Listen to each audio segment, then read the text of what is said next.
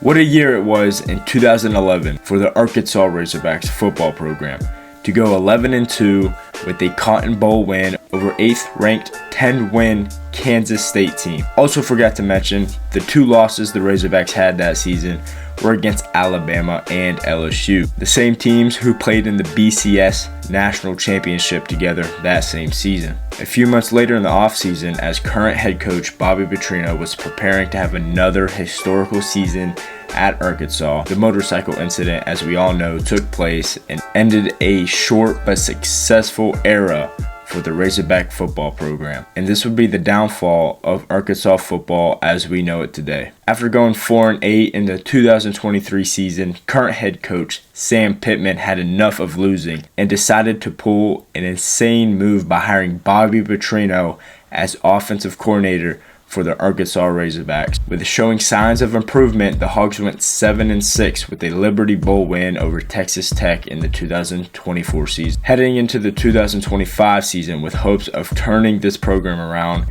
has completely turned 180. After a 2-3 start to the season and losing badly at home to an okay Notre Dame team, the state of Arkansas has gone completely mad with the firing of head coach Sam Pittman. Bobby Petrino, 13 years later, is once again head coach of the Arkansas Razorbacks, with hundreds of people online going insane hearing of this news, making memes and jokes and just outright insanity spilling over the news of Bobby's return as head hog. But that's not all. Not even 24 hours after becoming head coach, Petrino has decided to fire defensive coordinator Travis Williams, the D-line head coach, and also co-defensive coordinator, all on Monday morning after the Notre Dame loss.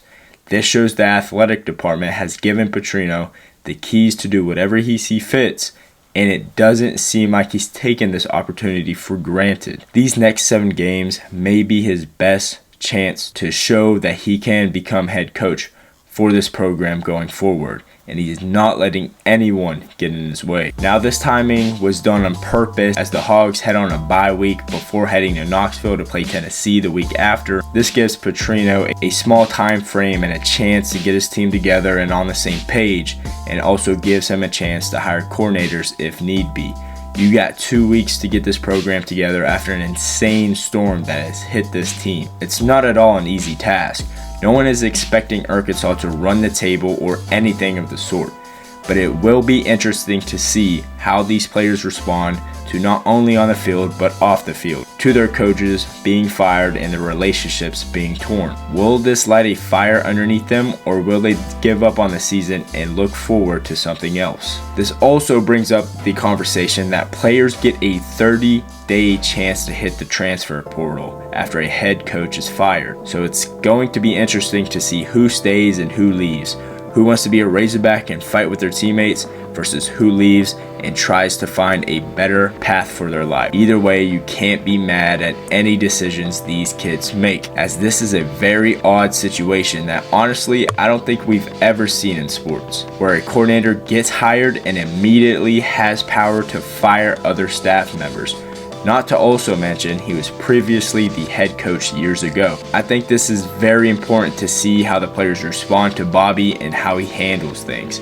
If you ever seen him coach, he's a bit of a hothead, and that could turn a lot of players away.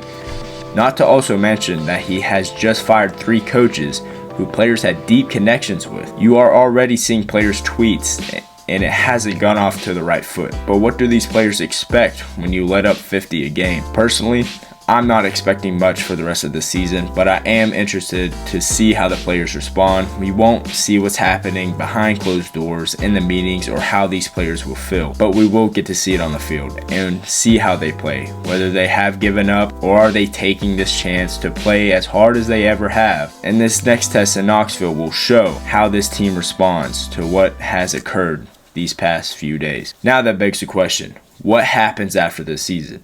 Well, I would say let Bobby handle this current season and let's see how it plays out. Now, it's very unlikely, but if he gets Arkansas to a bowl game and this team shows that they can compete, then I say why not give Bobby a shot next season? He's had success here before, why not again? Sometimes to move forward, you got to go back. Now, the more likely scenario, Let Bobby finish the season. Maybe they steal a game or two, but eventually have a total of 3 or 4 wins.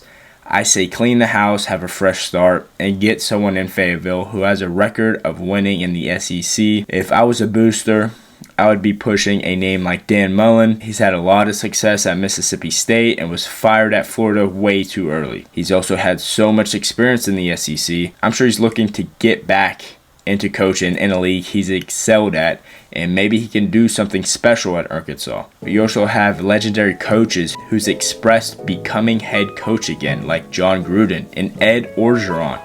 Now, both somewhat unlikely, but the past few months you've seen clips of these two expressing that they'd love to coach again.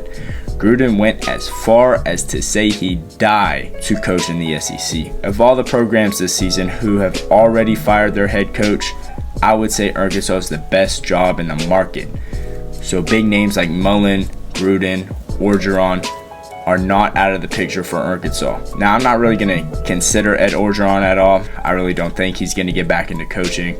I don't want him at Fayetteville, to be honest. I think John Gruden could be a big name, but, it's a bit out there. I'm thinking of a guy like Dan Mullen if you're going to move on from Bobby P. Now, if you've been following college football, Florida should be firing Billy Napier soon, and Florida is a golden opportunity to build a program, but Arkansas got to firing first, so they would have a head start with negotiation with coaches. Seeing how all of this will play out in the next couple of months will be so interesting and fun with you all. I'm going to start becoming more consistent with posting, so I can't wait to cover these breaking news with you, and I'd love to hear how you guys feel in the comments. I don't just cover Arkansas football, I cover all college sports. So if you want more content like this, leave a like and subscribe. And like always, I hope you guys have a great rest of your day.